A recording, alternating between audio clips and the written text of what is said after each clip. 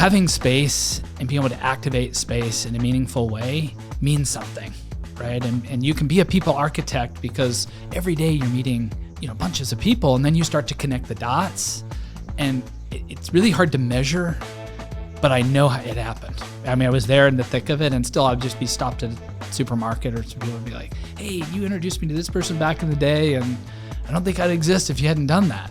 I mean, that feels pretty good.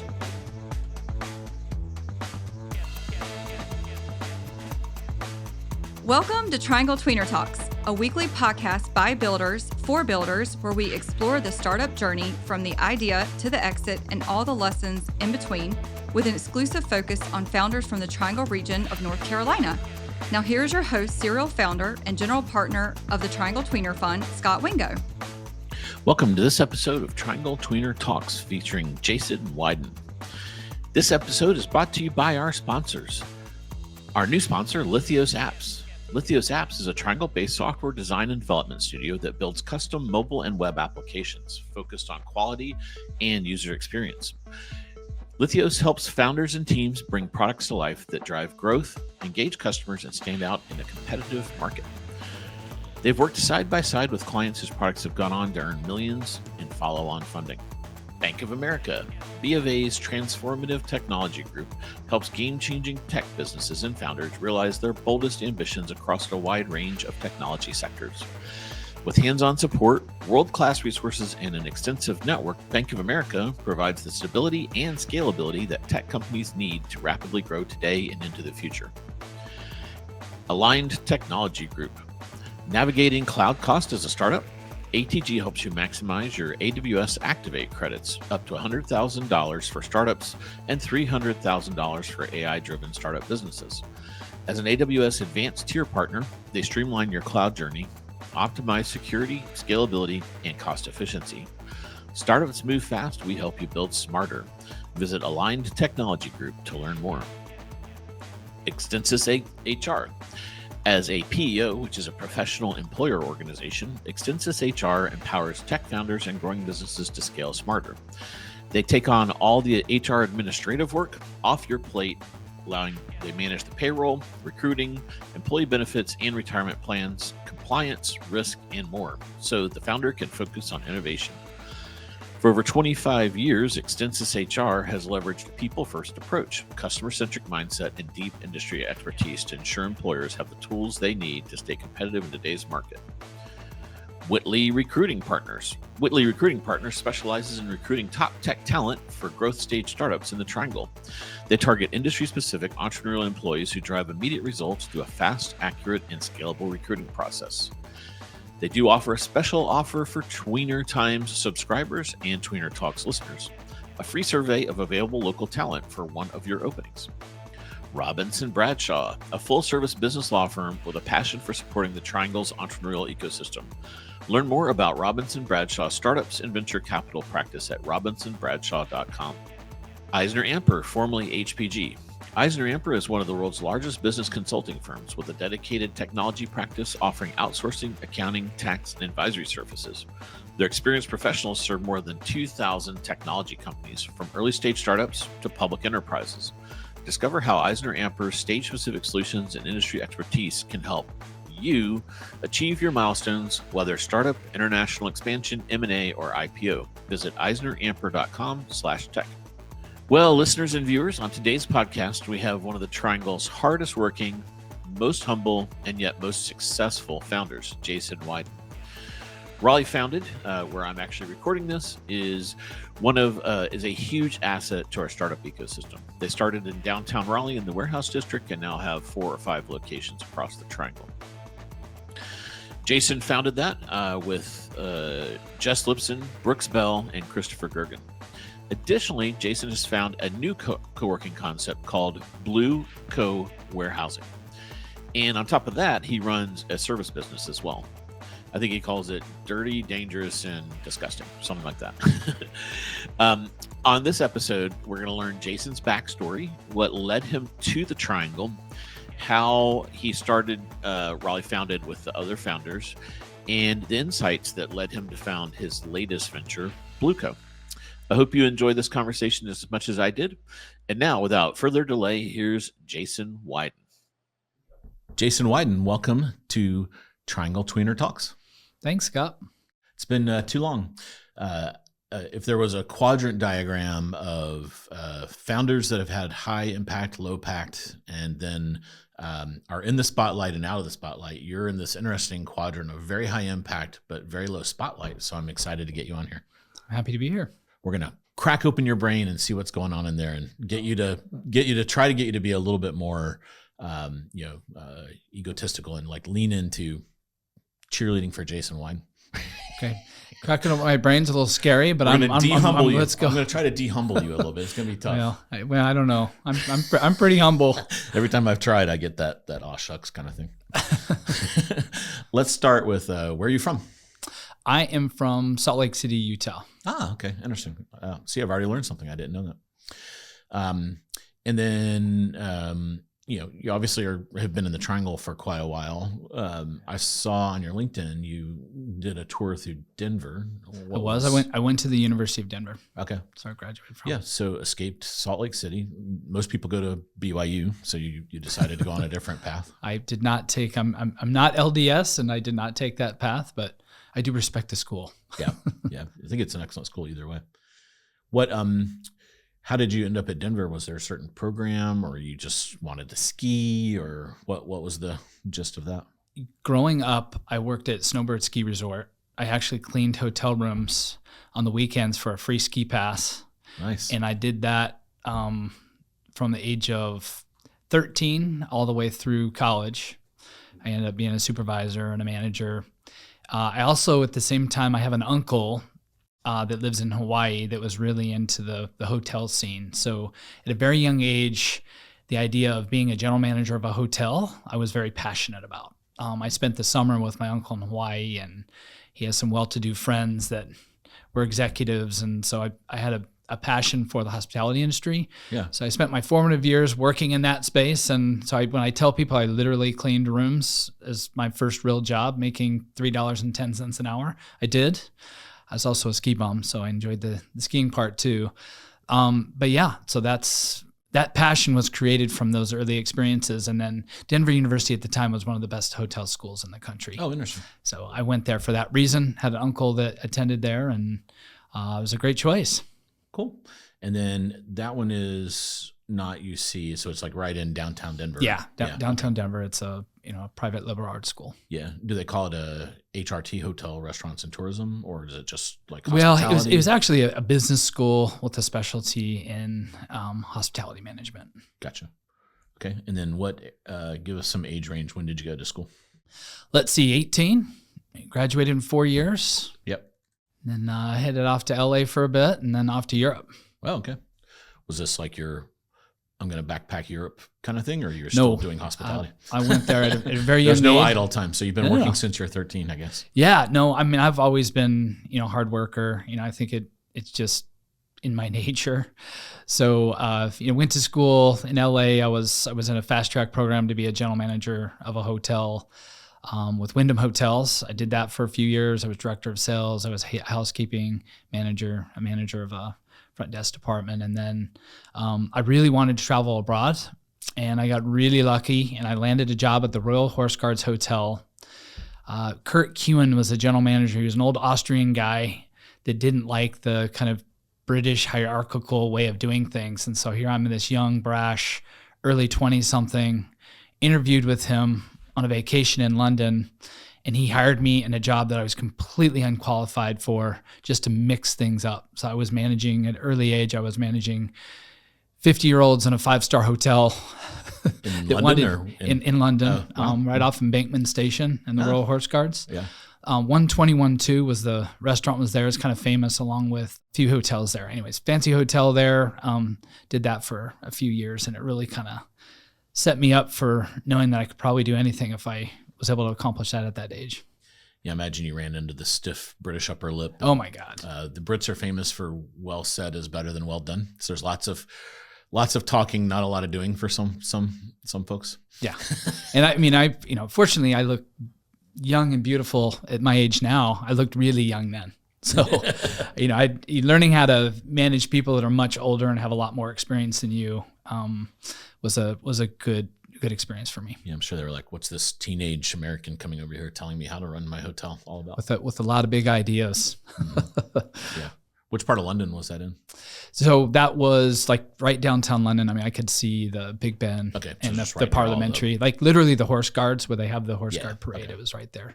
It's across the river from the London Eye. Yeah. You'll see this castle-looking hotel there. That was it. Yeah, neat. Yeah. Cool. Let's go back to, so a common theme we're already picking up is this work ethic. Where does that come from? Did your parents teach you that, or where?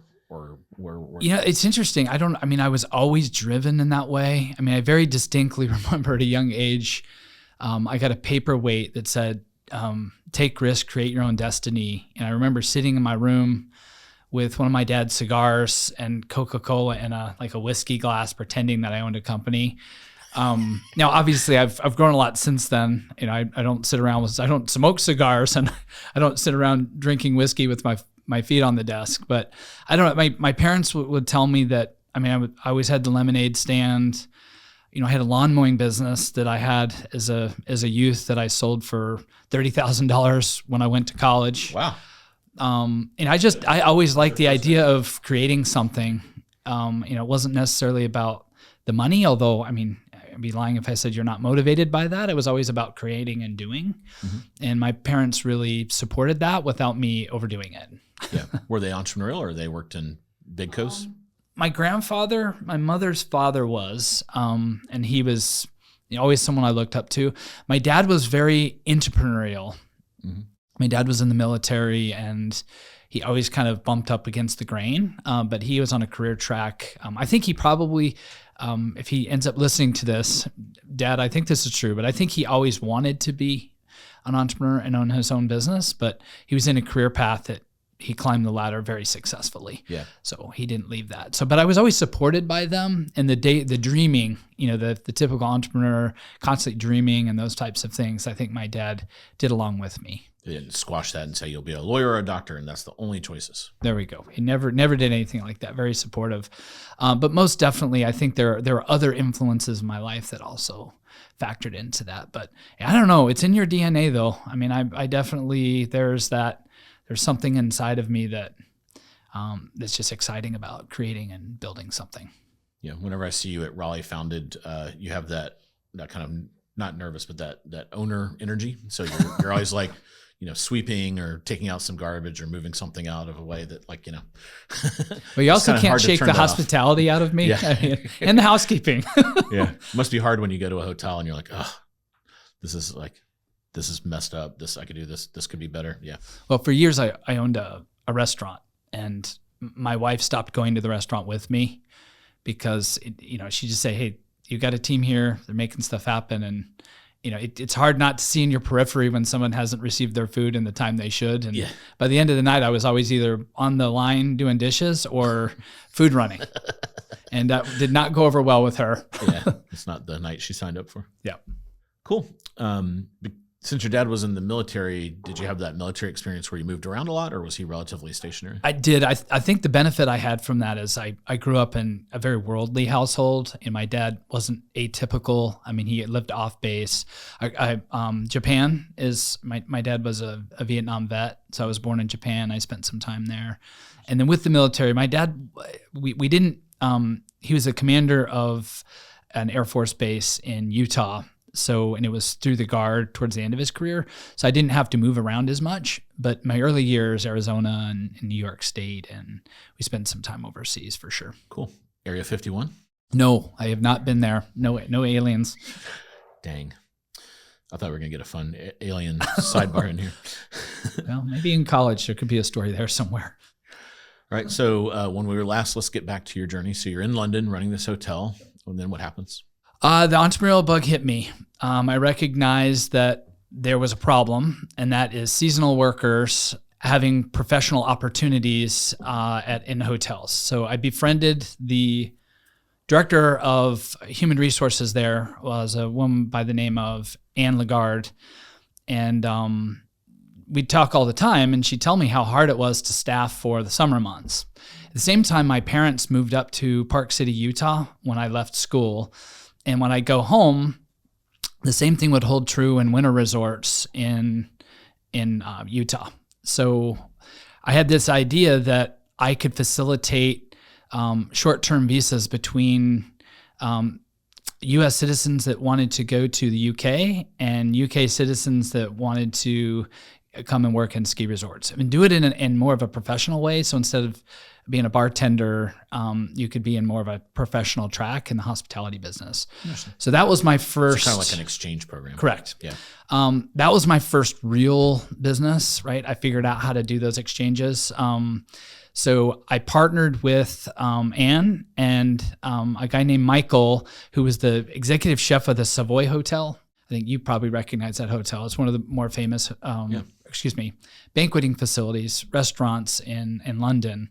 So I partnered with those two. I was very young. They were both a little bit older and seasoned, and we started that process.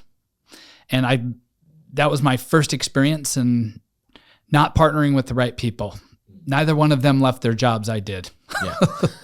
To start this new venture. Yeah. So you were all in, and they were like, sure, correct. This is an interesting idea. Yeah. So if you do all the work. We're all going to leave our jobs and build this thing. And I did.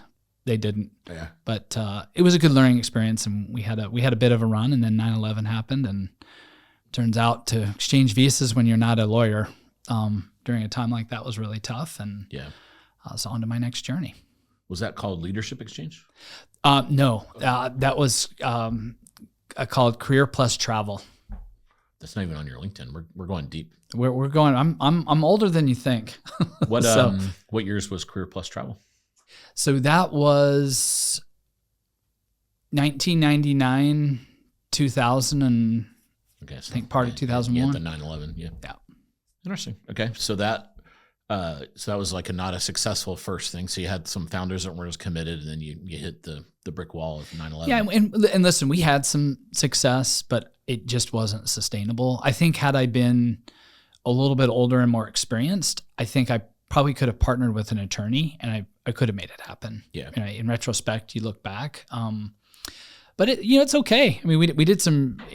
It had a good run, and it was a fun. I ended up moving to the Czech Republic during that period of time. Ah. So I lived a bohemian lifestyle with who's now my wife in Prague. And that was like in the late 90s. I mean, you know this, Scott, but that was kind of the tech boom. And we used to hang out at this place called the Globe. Mm-hmm. In Prague back then, all these expatriates that were coming there to kind of introduce tech. There really wasn't a tech space there. So I had all these people that would meet up at the Globe. And so we would mastermind our next ventures there. So it was a really, it's one of the motivations and why I started HQ Raleigh and now Raleigh Founded back in the day, because I had this place I went to every day with all of these really interesting people that were all trying to build something. Yeah. And that had a tremendous impact on me when you have your contemporaries there with you and you're kind of in the trenches together thinking through your next move. It was also during that period of time that, that tech boom and bust when people lost a lot of money. Yeah. So it was kind of I was a fly on the wall with people that raised an incredible amount of money with these tech companies and a lot of extremely smart people. And it was like a master's degree for me in entrepreneurship. Very cool. So you were still doing Career Plus Travel during then, but just kind of watching the .com, both the up and the down of that whole correct thing, but from Prague. Interesting. From Prague and beer drinking and all those good things. Yeah. What's that clock? Is it the Glockenspiel there? I can't remember the name of it. There's a famous clock, and then like a lot of the stuff is kind of in that plaza, like the NC State. Yeah, it's in the Jewish Quarter, and on the spot, I am totally drawing a blank. Yeah. Too much beer during that period. Yeah, a little bit hazy. Yeah. Okay, so then that didn't end up working. Then what did you do? So I moved back to the States. Actually, I followed my wife who got her PhD at Indiana University. Oh, okay. I followed her back to Bloomington, Indiana. The exact opposite vibe of Prague. Okay, yes, great place, but yes, opposite vibe. And we basically came back. I had a little bit of money I saved up, and I promised myself I was never going to work for anybody again. The entrepreneurship was my path. And then reality set in. We're living off my wife's $16,000 a year graduate student stipend. A lot of ramen. Yeah. So I started driving limousines, for a local airport transit company there. And that was, it was a really interesting time period because I used that time to really kind of think through my next move, and I had a little bit of money saved up, and I bought a rental property, and then I bought another one. In Bloomington? In Bloomington. So college rental properties. We lived in one. We had tenants come in. We bought another one.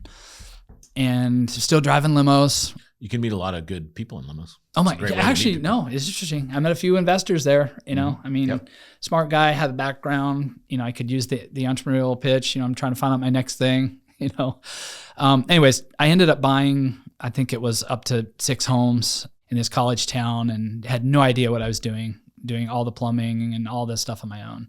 And then, and then I decided, hey, I probably need to become an expert in this. It's something I want to do.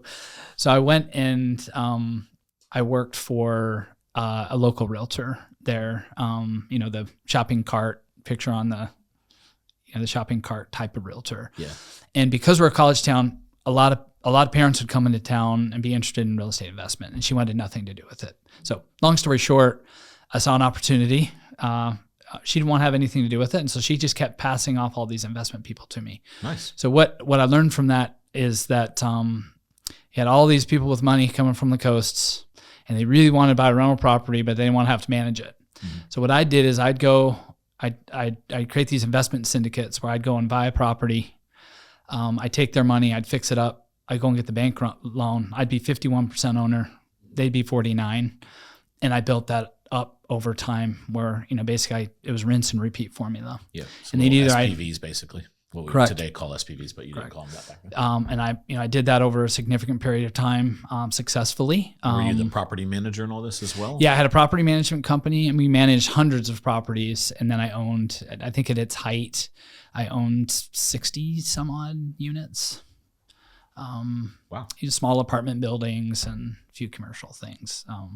You were probably personally guaranteeing all this. How did you sneak through that? I also benefited from your wealth at that point. Yeah, fortunately, I didn't contribute to the 2008 collapse, but I definitely took advantage of the loose credit. Yes. Okay. I still to this day do not know how my wife and I borrowed against these homes. Now, granted, it was like 9% interest, but I owned 6 homes, and my wife and I brought in less than $40,000 a year. Yeah, and you leveraged it into 60. Now, I had a great credit score, and there was a little bit of cash I had, but no one should have been loaning me money during that period of time. But I made good on it, and those 9% interest loans quickly turned into 6 and sub 5, and it became as you build up reputations with banks, and you got a good reputation after a couple of years, it ended up being a good business. Cool. So this is probably going to go from 2001 to, and a PhD is usually like 3 or 4 years. So this is to get you to like 04, 05 kind of on the timeline. Yeah. So she left for a bit. She was a professor in Virginia. And we did the long distance thing. We did it successfully. That time I had a very thriving business, and like any good entrepreneur, I decided to buy a restaurant and construction company, and had a little bit of money, and I'm young. Restaurants are the end for every entrepreneur I know that's bought a restaurant. It has not ended well. Yeah. And also too, I'm young, and the shiny thing, problem is very real as a young entrepreneur. There is absolutely no doubt, and I'm guilty of it. But yeah, I bought a restaurant, that same restaurant I was talking about earlier. My wife couldn't stand going to. That was it.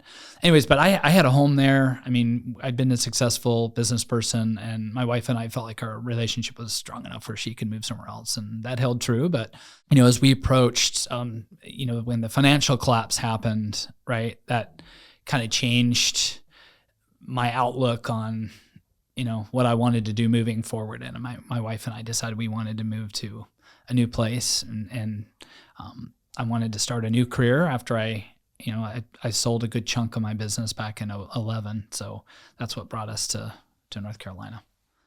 Tell me more about the restaurant. What was the concept? So the restaurant's called Tuta Bene, and it's a wine and tapas bar, not a topless bar. Tapas. Yes. Yeah. I have spoken many a times and said tapas, especially with college kids, and everybody's turning red and giggling, and I'm realizing that I own a tapas bar. Anyways, so Tapas Restaurant, it was in an old car dealership, really cool warehouse. What's interesting though, that was also part of the formative years of where Founded came from, because in a college town, we became this landing spot and this hub for locals, because a lot of places in a college town are beer places, burgers and those kinds of things. And we were a place that a lot of the working professionals would go. There was an art gallery there, and my mom was part of it. She curated art, and I had my real estate office in the back. It was a super cool concept, but we really created this community of thought leaders and creatives and those types of things. And we ended up having to. Was that intentional or just kind of like happened? And I think if I look back, I think that's just me. I mean, no, I didn't mean that in an arrogant way, but I think I've always been one that wants to like create hubs and gathering spaces and be communal. And I think that. That just maybe just came from some of my family's personality traits. And then once it starts to work, then it's just a smart business move, to have people want to come to a place and be a part of a community and spend money while they're doing events. If you get a bunch of local leaders in, then maybe they'll do an event or do some catering or something. It's a good way to get a little B2B business going in the restaurant. Absolutely. Yeah. Did you buy the business, or you kind of conceived it from? Oh, we conceived it from scratch. Yeah. Restaurant business is not. I made more money off of a real estate deal in a month than we ever did on the restaurant. But it was my brand. I mean, I would also tell you as an entrepreneur, I think for those listening, it's common sense, but it's so true. Like, your personal brand is so important, and that was my brand. I mean, people knew me for Tutto Bene. But I raised a hell of a lot of money on the real estate side because people would come to my restaurant, and my mom lived in town.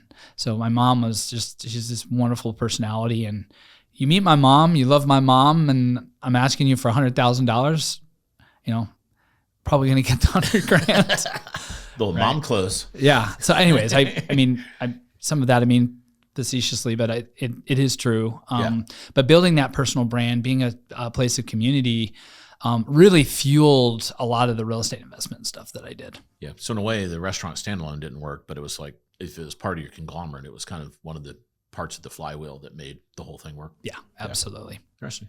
Why are restaurants so hard? Like, why does every entrepreneur crash against those stores?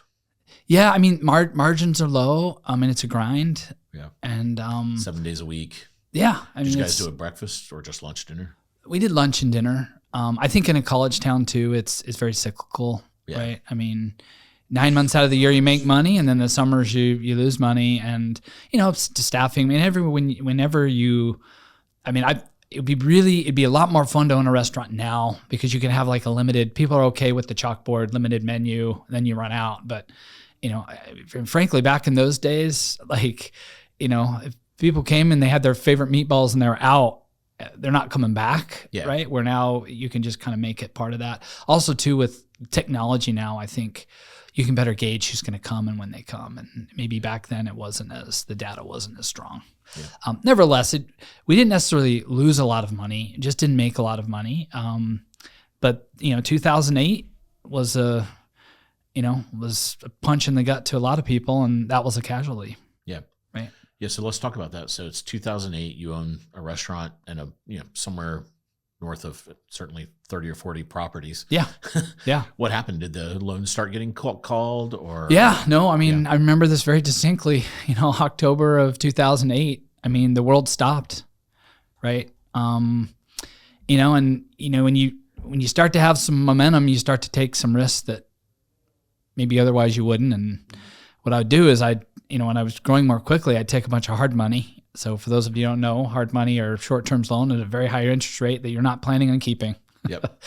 I remember, and then, so what I'd do is I'd use hard money so I could grow more quickly. Mm-hmm. I'd close on these houses, I'd fix them up, I'd get them rented, and then I'd go back to a traditional bank and I'd borrow against them at a 100% LTV mostly, because I create a lot more value in the house. Great business model until it wasn't. Yeah. And when two things happened, I had 5 homes in October of 2008 that I had contracts on to sell. To sell. Yeah, on the buy side, you were liquidating. I was also flipping some homes during that period of time. I did some of the parents and those kinds of things. I picked them up, get them set up, and then I turn around and flip them to generate more cash. And the banks pulled all of them, pulled every single loan. And yeah, it was hard. I mean, I felt like, a deer in headlights. This whole idea of like 1 foot forward, keep moving forward is so true. And the other thing too that I learned during that period of time is just be open with people when you're going through a tough time. I think I tried to kind of hide it there for a minute. Yeah. And I think I talked to my dad, and my dad, said, sometimes it's best just to go over, buddy, and put all the cards on the table and have them help you. And I was like all of my investors and people, and I got through that entire experience. I mean, it was scary. I mean, I had a restaurant and I had a construction company. There was other things I had. I mean, I employed a bunch of people. Yeah. I got through it all with my integrity. We were able to pay our employees. I took a pretty good haircut, but everybody restructured the debt for me. The banks ended up coming back online after a period of time. Yeah. So you lost the restaurant and some of the properties you were selling. Yeah, I lost the restaurant. No, I mean, the property side ended up making, good money after that. I mean, there was a little bit of a casualty to that. I think the restaurant though, I mean, we were hemorrhaging money, right? And and sometimes it's best just to call it a day. Actually, a funny story, the building that we were in was actually owned by the Dalai Lama's nephew. and he wasn't he was a little bit of a shady character. And so, during that period of time, I think he was going through some financial issues. And so our concept was built on our building, and it was a culmination of people not going out to eat and cash flow being really difficult. And then this guy, not taking care of the building and those kinds of things. So sometimes though, I think, sometimes you just gotta make a smart move to do something you don't want to do. Yeah. And I needed to focus on the real estate. I didn't make money on the restaurant. As part of my brand, I didn't make money doing it. I made my money doing something else. And the restaurant could become very distracting. As a 20-something with not a lot of responsibilities, is okay for me to work 80 hours a week. But when you're going through something like the financial collapse, I mean, you got to like focus all your efforts on what you're doing. And I did. And, I ended up selling the, a lot of my real estate assets years later, which afforded my wife and I an opportunity to kind of recreate ourselves. The other thing it did for me when you're faced with difficulties, I think you kind of look in the mirror and ask, what do I want to do for the rest of my life? Yeah. And, while I was really good at, I was good at raising money and I was good at doing what I was doing, it wasn't totally fulfilling. And my wife at the time had built a social entrepreneurial study abroad organization. My wife is an academic, but she did that on the side. And she would have study abroad programs with young people on international relations and leadership and civic engagement and business. So she invited me to do one of her business and entrepreneurship classes abroad. And I ended up doing that. And I really, I loved it. It was fun to be around, young people with energy, the world in front of them. And I really enjoyed giving back in the way that I did. That was another influence on, one of the reasons why we came out to meet Christopher Gergen, who at the time had started a social entrepreneurial endeavor in Durham. And we came out to meet with Christopher and his crew over a 3-day weekend. The funny story is there's this British woman at the American Tobacco Complex. There's like a big fishbowl apartment there that I think the Goodmans own or something right now. But this woman was walking her dog out in front of that, and my wife was staring up at their place, and she said, "Are you guys interested in renting it?" Yeah. And I said no. My wife said yes. And I look at her, I'm like, what are you doing? And you're just visiting, or you had moved here by then? No, we just visited. It was like a 3-day weekend. Yeah. So still living in Bloomington. We're still living in Bloomington, 3-day weekend. And anyway, so, we go up and look at it, and we end up subleasing. She was a professor at Duke that was going home. I don't know if she was adjunct or something. Anyway, so we ended up leasing her place on a temporary basis, and we never left. I mean, obviously I had a business. And so I went back and I sold off. One of my business partners bought my property management business and some of my assets, and it kind of bought us a little bit of time to kind of relocate ourselves. But at that point, I wanted to be a social entrepreneur. That was 2011? Yeah. So the idea is to, triple bottom line. I wanted to, I wanted to make money, and but I also wanted to give back and be a part of a community. And so I really threw myself into that. I didn't know where that was going to lead. And turns out when you stumble into people like Christopher and Brooks and Jess and some people that are movers and shakers. Yeah. That's a good place to be, you Yeah. know? So, people ask me if you believe in luck, and I used to not, but to me, the definition of luck is you put yourself in a position to be successful, which I quite literally, when I met Christopher, we were at an event, and he's hard to get in front of. And so every time I would be at an event, I positioned myself where he had to walk by me. I think it was like the 4th or 5th time he walked by me. He's like, I feel like I've seen you before. And so we struck up a friendship. And then from there, Christopher's like a master connector. And it was through that relationship I got to meet Brooks, and then later on, Jesse Lipson. And Cool. That's really where. Tell me more about Christopher Gergen 3-Day Weekend. I actually don't know much about that. So this is vintage 2011 timeframe? Yeah. Okay. Well, maybe a little bit earlier. I mean, it could have been like the 2010, 2011 timeframe. Yeah, so he had started something like a social entrepreneurial hub in Durham that didn't end up working out. It was too niche. It's called Bull City Forward. And I was frequenting this establishment, and so I went to Christopher and said, in a very nice way, it's being mismanaged.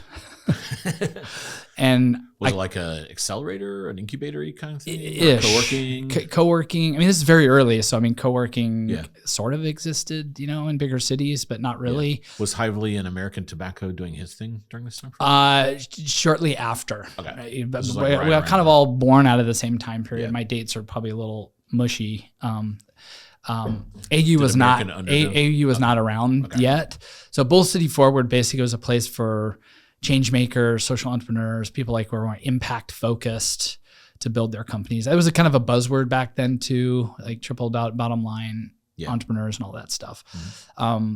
And a lot of the kind of underserved community of entrepreneurs and those kinds of things. So it was, great idea, but so niche. Like, it's like sometimes with non-for-profits, like great, but how are you going to sustain yourself? And the fundamentals of the business, I didn't feel like were strong. The intellectual aspect of it was definitely there. So Christopher and I we kind of struck up a friendship just through me kind of giving him a little bit of advice on like the physical operation of that. And then we really kind of struck it off. I mean, he's, the thought leadership and the intellectual capital that Christopher brings to bear. He's kind of an exciting guy to be around. I mean, he does a lot of, leadership. He's a very big thinker. And I'm like just very pragmatic experience that I had in the real estate world. And we struck up a friendship. And the first thing we started actually was the Think House.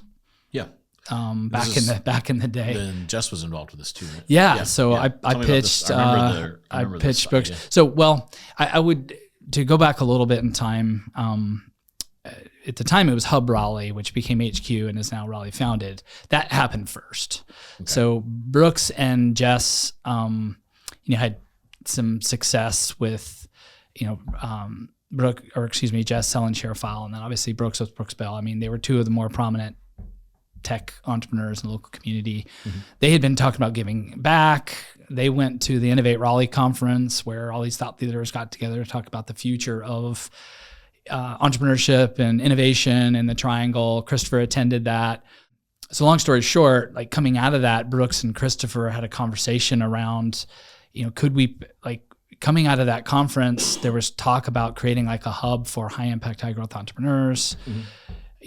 Christopher's kind of a masterful kind of connector of ideas. And so he came back to me and he said, hey, these folks, Brooks and Jess, really want to invest in something that could kind of bring high impact, high growth entrepreneurs together. Would you be interested in just looking at this with me? So came to town.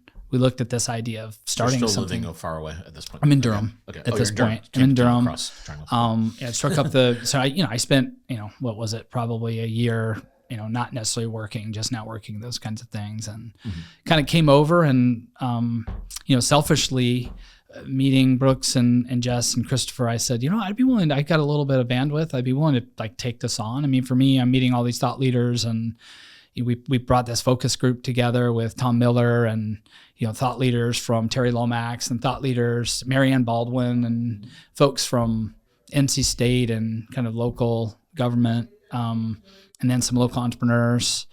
And we had a kind of a roundtable discussion around this idea of having a hub. And then ultimately we threw up a shingle not too long after that.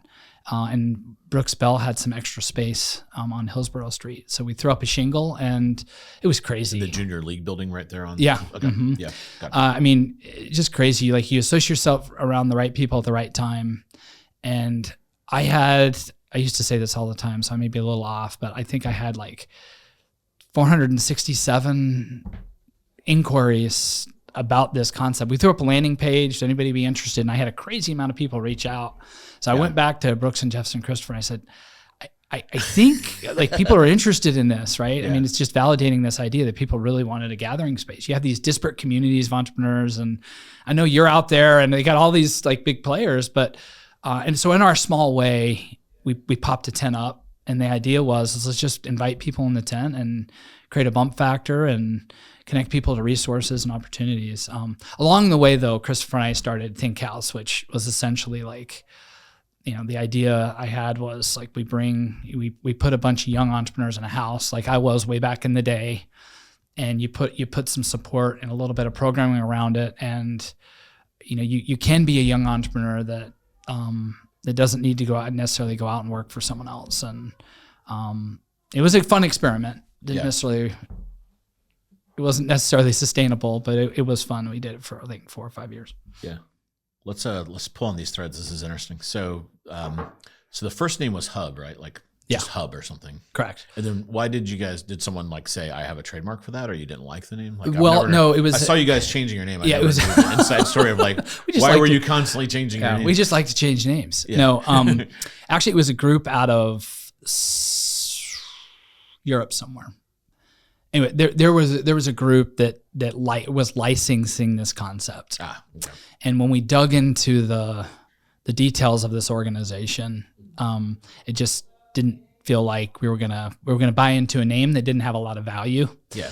So we ended up pulling out of that arrangement and starting HQ. Okay. So actually Hub did exist. Yeah. And we were in kind of a pending status for a period of time, and then when you were actually going to license these people's IP. We're gonna license the. So it's almost like but it wasn't necessarily a franchise. It wasn't. I don't know what the technical term is. Some sort of licensing agreement where they give you some. You get a little bit of intellectual content, and you can use their name, and you pay a fee. Okay. But when you dug into it as a group of Europeans, I don't really think at the time really understood the U.S. market. Yeah. And there was a lot of big ideas, but not a lot of like operational help. And at the end of the day, like you gotta be able to pay for the lights first. Yes, better said than done. Correct. Yeah. So it was a good it was a interesting going through that, and then obviously HQ ended caught fire, and that's what we leaned into. But the reason why we changed the name later is I won't mention their name, but there was a very deep pocketed group that had used HQ in the past that. Basically, we had the trademark. But they had a lot more money than us, and our attorney told us, you're going to spend a lot of money protecting this. Yeah. So we said, let's just change our name. It's a good time, and we like Founded. Yeah, I thought that was like maybe what had happened somewhere in there, but that's interesting. I didn't realize Hub was actually a license of something back in the day. Yeah. And then how did you end up? So I always thought the OG building was the one in the warehouse district, but it's actually you were kind of a little piece of Brooks Bell's building. Correct. Yeah. For I don't know. I think it was probably for a year, and then. We stumbled into the one in the warehouse, and that became our hub. I mean, that was a really cool time. Yeah. And a very special time period. It's fun. Everybody was growing up together. Jay Dawkins, I just saw yesterday at the Tween Her event. And I mean, I think he was the broker on that deal. And we used to daydream about the businesses we were starting together. And I remember the early days when he was talking about Citizen and all that stuff. It's interesting now. I go back all those years later, and that web of connections that was created all that time ago, still is so important today, right? It's really amazing, like the stuff that you're doing with Tweener now. I mean, it's just, I'm just happy in the early days we were a part of it, but just to see the evolution of the entrepreneurial community and the connectedness is really cool. Yeah, really cool. Well, it's interesting. So I was like busy building Channel Advisor, and I would meet people, and then between Channel Advisor and Spiffy, I did the Tweener list. And part of it is I was, so I got this list of, I decided where I would draw the line, and I got this list of 50 companies, and I didn't publish this, but I actually got the addresses and I put them on a map because I was trying to figure out like what caused this kind of Cambian moment in our entrepreneurship ecosystem. And when I mapped them out, the cluster was like right over you guys and AU. Yeah. And it was like, holy cow, it's the co-working. Like you wouldn't intuitively think co-working because at that point, you've got like Regis is like this kind of like, these are my words, not yours. Yeah. It's kind of like soulless cube land. You're kind of like, how is that going to start an and then that made me very curious. And I started spending more time at both of them. You could kind of see it's this community factor that you don't get from, the other options that are out there. And we both really leaned into it. I mean, I think if you ask anybody from a business model perspective, we could run these spaces with half the staff. Yeah. But I think, like Brooks and Jess in particular really wanted to give back and support the high impact or growth ecosystem at the time. And AU, I remember the Goodmans are very involved, especially Michael back in those days, and Adam Klein. And there was also some healthy competition too, which I think helped a little bit. From the outside, it seems like you're more collaborative. Like absolutely. Like the pass at Raleigh Founded works there. I don't know if their pass reciprocates. We have just like little stuff like reciprocity that matters a lot, right? Yeah. Yeah. Back in those days though, and it was never unfriendly, but I just remember some of the media would say, hey, but ultimately, like Adam and I have talked about this before, it was a really fun time because there was a spike.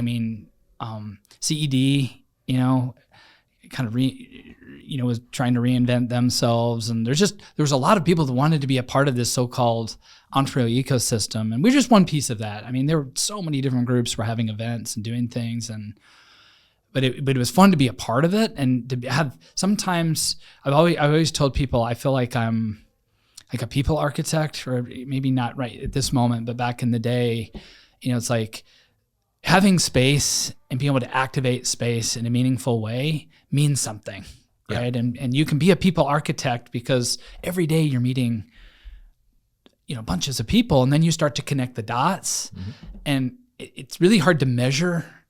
But I know how it happened. I was there in the thick of it, and still I'd just be stopped at a supermarket, or some people would be like, hey, you introduced me to this person back in the day, and I don't think I'd exist if you hadn't done that. Yeah. That feels pretty good. Yeah. Those connections matter. Let's talk about the house, and it's kind of interesting. So Think House. Yep. So did you guys buy a house, or you rented one? And it was in downtown Raleigh, right? Or we bought a house. It's over in Boylan Heights. Yeah. I remember that. Yeah. Yeah. And then David Shaner. Oh yeah, he went there. Zach Milburn, Jay Dawkins. Yep. Interesting. So you did cohort type of a thing, kind of like an accelerator. Yeah. So I bought an old boarding house. I say we bought an old boarding house, and the idea is that if you know what the real world is. Mm-hmm. Yeah. Okay. So the real world without San Francisco, without the drama, maybe there probably was drama I wasn't aware of. So, but the idea is like to put a cohort of people together. It wasn't overly programmed. I think if there was a few moments there that we tried to overly program it and it didn't work. Mm-hmm. The idea is to create a convening spot for these young up and coming entrepreneurs, and then invite people like Jess Lipson and Brooks, David Gardner, invite people over for dinner, right? Okay. And then outside of that, connect them to other resources and people to help them scale and grow. That was the goal. Some of the cohorts it worked really well for. There were some of the groups that didn't. So when it didn't work, what was that? They like fought? Well, listen, at the end of the day, starting a business is tough. Yeah. The success rate, is still going to be low. Yeah. Right. You sprinkle into that, younger people that maybe don't have the experience, and sometimes I wouldn't say think they know it all, but listen, when I was young, I thought I probably knew more than I did. Yeah. And then you've got me and Christopher and others that started it are busy doing other things. Yeah. Right. There's a part of that. And then when people are living together, some people can get along, some people won't, and then you become a landlord. I was a landlord for a long time, and it's just that wasn't scalable. Yeah. I think that some of the cohorts would tell you it was an awesome experience, and then a couple others, maybe where some of that other stuff coming into play wasn't as good of an experience. But that's what you do in business, though. You test it. We were thinking about scaling something like this. You test it.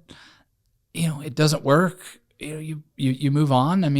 I look back fondly, but it just wasn't scalable. And you actually learn more from the things that don't work, I think, than those that do. Absolutely. Yeah. Yeah. You learned you didn't want to do that anymore. Yeah. I mean, listen, it was a big give back, for a period of time. It just, from a time perspective, we could continue to do it and it probably would have been fine. But, you got to, at the end of the day, you got to be able to pay the bills, and not sure it was sustainable that way. Yeah. So then also around that same time, you were listed as a founder of RevGen. Talk about that. Yeah. With the shiny thing still back then too? No, yeah. I think I don't think that was a youth thing. I think you've always got this shiny thing. Yeah. I think there's some truth to that. No, that was, so when you're starting an early co-working space, there's not necessarily a lot of revenue that comes out of that, especially when you're small. Mm-hmm. I think Jess Lipson, I'm speaking for him right now, so I'm not sure 100% this is how he viewed this, but at least that's what I think. I think we're doing good with the co-working space, but I think he probably recognized that there's probably a little bit more earning potential I needed. Yeah. And he had an opportunity that he saw through Citrix where they were outsourcing their sales. Yeah. Right. And there was an opportunity. He said, "Hey, I need to do this. I've worked with you. I think you can make this happen."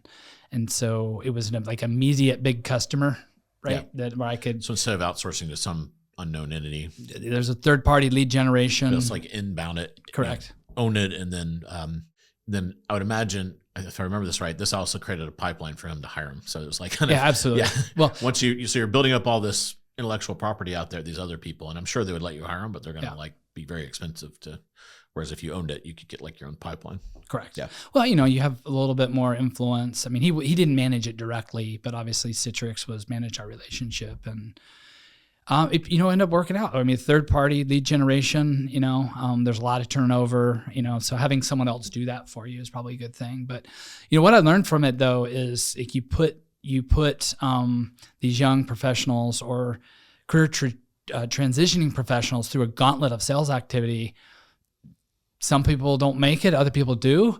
And you end up vetting these people that then other people find value in. Mm-hmm. I actually just met with John Rosar. So I'm still a fractional owner of RevGen, mm-hmm. but John ended up acquiring the company from me years later. Okay. So what started out as a way for me to make a little bit extra money became a real business. So it became Citrix, and then we brought on a bunch of other clients. I'm like, holy shit, excuse my language, like this is actual full-time job. And I tried to split the two. And then at the time, Founded HQ at the time was growing. And that's really where my heart was. It has a real estate component too, because they're in this really nice building. And I've always thought that kind of has your fingerprints on it. Like, did you help get them in there? Or? I wouldn't say I advised him. I got you. All right. He was in Founded there for a bit too. Yeah. But nevertheless, RevGen started doing really well. I think there was a couple time periods where I was having to cover very large payrolls, because of the cash flow. And I'm like, I'm a part-time manager of a company that now has 50 employees. This is not a good thing for me to take my eye off the ball and something bad happened. So I brought in John Rosar. I know you know John. He's amazing. I mean, he's a go-getter and he's a sales dude. Mm-hmm. So anyways, he took over. He ended up growing the company. And then he acquired it, bought me out mostly. I'm still a fractional owner. Cool. A few years back. But he's built the company now. I mean, I think like 100 employees, and I mean they're doing really well. So that's why I did it though. It's kind of an opportunistic thing at the time, and it ended up being good investment. Yeah. So this brings us to Blueco. So let's talk about how you got the idea for Blueco. What is it? And let's talk through that. Yeah, no, absolutely. So, as I'd mentioned before, I've been in kind of the place creation business for a long time. Similar to 2008 and the financial collapse, and we go through a pandemic, right? And anybody in the real estate world, took a couple of punches to the gut. It's helpful that we had a really strong ownership group and founders. So, we successfully made it through that period of time. But, there was some recovery that needed to happen. And, for me professionally, I'd been doing Founded for a significant period of time. I think at that time it was 8 or 9 years. And so what's next for me, right? So I ended up buying and I'm going to answer the Blueco questions, a roundabout way of doing this. I ended up looking for what I call dirty, dangerous, and difficult businesses, right? I'm not the only one to say that. There's other people out there too. So basically service-based businesses that have good earning potential that, baby boomers are selling type of thing. So I went on an exploration. Is this something I wanted to do? And the idea is I was going to build a portfolio of these service-based companies, and I was going to hire young people, to come in and run these things and then give them some equity. On visas from the UK. No, just kidding. Yeah. Yeah. And there was a social entrepreneurial mindedness to it, like I was interested in kind of helping people that maybe weren't as well connected, underserved communities to have these opportunities, right? Generational wealth creation and all that. There's always a part of me that wants to give back to the community in that way. So that was the idea. So I bought a biohazard remediation company. And I took that over, and very quickly I'd forgotten that when you buy a company that's existing, you've been around for a while, there's still problems to have. So I disappeared for 6 months, quite literally. I took a hiatus from Founded, and I had to dismiss many people there, and I was in a hazmat suit and doing all these things. Yeah. To my wife's chagrin, frankly, at the time, she's like, "Why are you doing this? You didn't need to do this." And it's just post-COVID, so there's like all this. Oh my God, amped fear. Well, it was actually during COVID that I did this. You're running around in a biohazard suit. Correct. So I'm literally wearing the suit, learning the business. So anyways, what happened is it's ended up being a successful business. I make a good return, but I went way off track in what I was doing before. So then the world started to come back in the shared space, and there was an opportunity I found. So I remember very distinctly, I'm at a parking lot at a public storage unit with Rick, the guy that I bought this company from, and he's got 8 employees out there. They're about to be in hazmat suits and hot houses for the rest of the day. And he doesn't have an office. Like, Rick, what are you doing? Like, this is hot out here. And these guys, and he said, I can't find any flex space I can afford. Only thing I can find is 3,000 square feet. Yeah.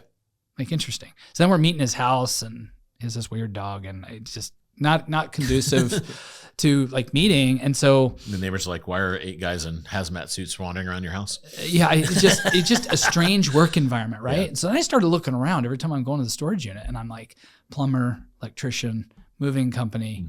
Like, why don't these people have something like Raleigh Founded? Now, don't get me wrong. I already knew with Raleigh Founded and Loading Dock that we had a market within our building for e-commerce companies. There was no doubt. And we had looked at, actually in the early days, we actually helped out Loading Dock a little bit, before they got started. And so I was already real aware. Philip Freeman's. Yeah.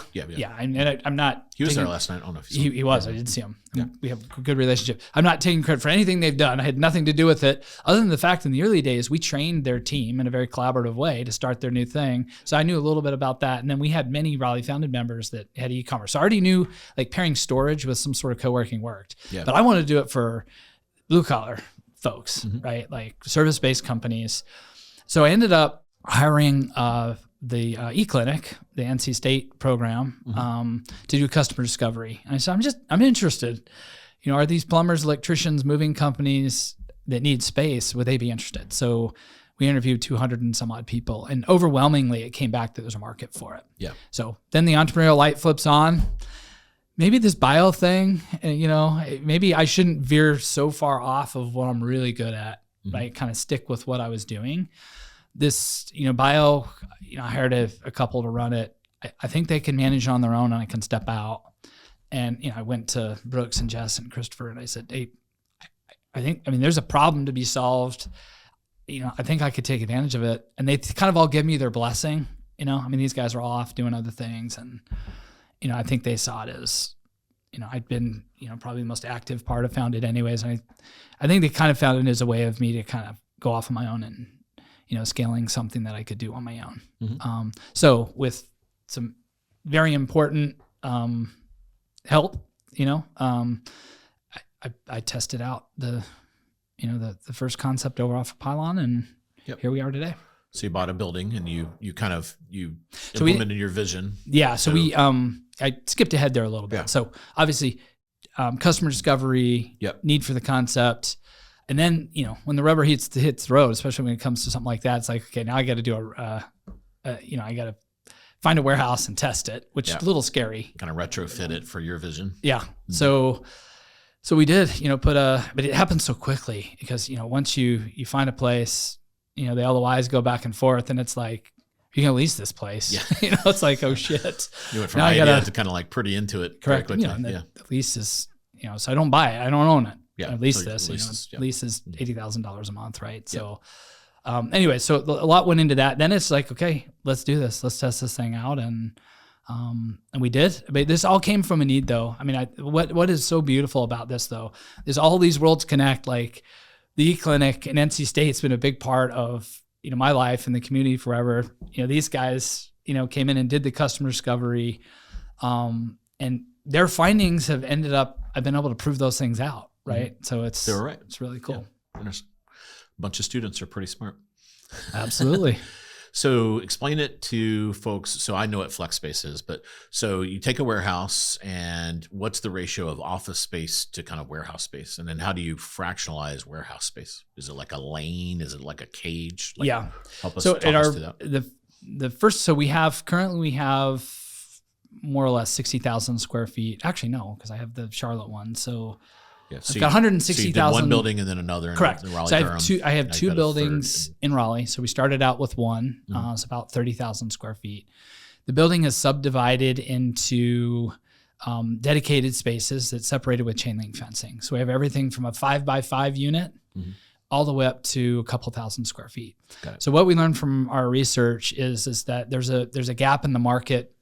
There's not a lot of flex space under 3,000 square feet. Yep. A lot of waiting lists and those types of things. So it told me that, there's a market for it, right? There's a lot of small operators that only need 100 or 200 or 300 square feet of space. So we have dedicated spaces, and along with the dedicated spaces, you have shared equipment. So we have pallet jacks and a forklift. They have access to a dumpster and recycling and a hose, internet. So it's turnkey, plug and play.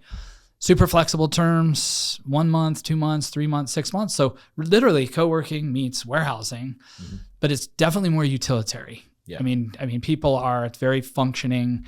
We also have fleet vehicle parking. So people pay to park their fleet vehicles. That's huge. Yeah. The parking is a huge problem. Well, I remember in the early days, you were one of those people we surveyed back, I was thinking through the idea. And one of the things that struck with me when you talked about your vehicles being maintained. So it's interesting. We have those mobile repair units that actually come into our lot at night and repair the moving trucks. Yep. Right, and the dump trucks and other people that have stuff there. So really, you're creating this hub, and then you've got these shared amenities that people can use together. But for instance, if I'm a plumber and I have 3 trucks, I don't necessarily, and every now and again I need a classroom or a meeting room. We have that, right? I need the loading dock, but I don't need it every day. Yeah. But we have that. I need to drive my truck into the warehouse. We have that. So, where they typically have to go out and get their own space, or be at a small storage unit, we're creating really good quality business environment for them where they're not having to burn through as much cash. Yeah. So what's your vision? Are you going to have one of these, are there going to be 300 Bluecos? Like how big is this going to get? Yeah, so I think, listen, we've passed the pilot phase. You've heard me say this many times. I've been pushing the broom for the last 18 months, right? I just started to exit the pushing the broom phase. I think it's really important for every founder to understand the nuts and bolts of the business that they're operating and learn what works and what doesn't work. I've definitely had some challenges along the way. So I've done that. I'm exiting the pushing the broom phase. Now I want to prove this out at scale. So opportunistically, one of my investors has a place outside of Charlotte. We just soft opened that several weeks ago. And we've started to get traction there. We officially open here at the end of 1st of June. So then I'm going to prove that out at scale. We have a couple other fleet vehicle parking lots that we're working on. I have one of my investors is building a new warehouse in Fuquay Arena. So the idea is, let's call it 3 or 4. I'm going to test out at scale. And then the idea is to expand that throughout the Southeast. Yeah. But I definitely got to, how is this going to work at scale? And with me being away from Charlotte, and I have a little bit of experience managing things from afar, what does that really mean from the overhead corporate perspective? Can I really do this with me? Or am I going to need a whole team, and what's that going to cost? And how do the economics work for that? Yeah. So, but I definitely, listen, I want to stay as close as I can to my backyard for as long as I can. We have a really, really good, strong market. So, Durham, even on the 85, corridor as you go down, towards Charlotte. There's some opportunities there, but I want to be very calculated. I want to make sure that I prove out the unit economics on these units. But a long-winded way of saying, Scott, I mean, the idea is to have a bunch of these, right? Yeah. I think there may be a real estate component to this that I'm still trying to work out. We've my roots are creating value for a hard asset, and I definitely know I can do that. So, will there be an opportunity to own real estate, as part of this, and I can do this in a way that that's transparent and honors both the operating company and the operating company. I'm still working through that, but I think I'm still not out of the woods. Still a lot of hard work to do, but I think we're headed in the right direction. Yeah, I think these physical world models, people in my software world, we call it, the world where you move atoms. We're just moving electrons, and you guys are like moving atoms around. I love service businesses because the moats are so much deeper, right? Yeah. So let's fast forward. Let's say you get to the point where you have 10 buildings and then 20 and 30, and then someone decides this is a good idea. You're so far ahead that, no amount of AI agents or throwing money at the problem can accelerate that kind of, maybe if like Walmart came in or Amazon that has unlimited budget, but another startup is going to take, you're always going to be X number of buildings ahead of them. And the learnings come linearly too. And it's very hard for them to kind of like look at like in software, it's relatively easy for someone to kind of copy what you've done. It's very hard to copy these types of physical models because so much of the learnings are like locked into the intangibles. Absolutely. And location. I mean, the 3 L's of real estate. Yeah, I mean, who's going to build a warehouse right near where I am here in Raleigh? Yeah. They're not. Yeah. Right. So, but that also is a big challenge. How do I bird dog the deals in the right locations? But so far that's worked out. But yeah, I feel like we got a good model. I think in terms of barriers to entry, I think they may not be. There is some barrier there, which I think will help us in our efforts to grow and scale. Yeah, I know you think you are always chasing a shiny thing, but let's look at the record. So you've built 3 businesses that are look like they're here for the long haul. So you've got Raleigh Founded, which is still percolating. RevGen, I know you're not super involved, but you were founder of that, and then now Blueco, which I think has got a very bright future. Thank you. Yeah. I don't know many founders that kind of not only have started 3 successful businesses, but that they're still alive. That's that's quite a feat. Yeah. So And Bio One, don't forget Bio One. Yes. Would you call it dirty, dangerous, and destructive? Oh, difficult. Yes. Yeah. Yeah, I do think that there's some lessons learned there. I mean, I will say, I definitely talked to you, and I know I talked to Jess and other people that I respect and admire. I mean, there is something to be said for focus, right? Yeah. And I think, being a serial entrepreneur, and I would categorize myself as probably more of a lifestyle entrepreneur, small business owner. With Blueco, I had a different mindset. Yep. Right? Coming into it, I truly did step down from my posts and these other things. Founded in particular is very all-consuming with the community events and volunteering and startup weeks and all this thing. I mean, I really have tried hard to stay super focused because I am trying to scale something. So I'm finally learning, as I'm a little bit more mature in my older age, that there is a benefit to focus, and I think it feels good. I mean, it feels good when you can raise money for something, and you can focus on something. Yeah.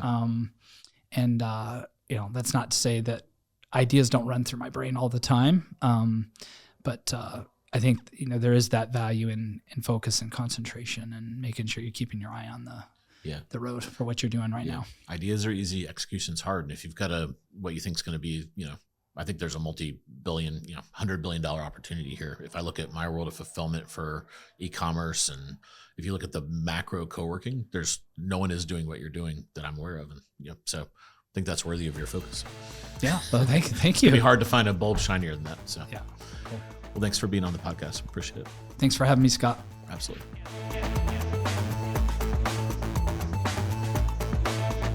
For more tweener content, check out the Triangle Tweener Time Substack at tweener.substack.com. For more tweener content, check out tweenertimes.com. Thanks for listening, and we'll see you again soon on Triangle Tweener Talks.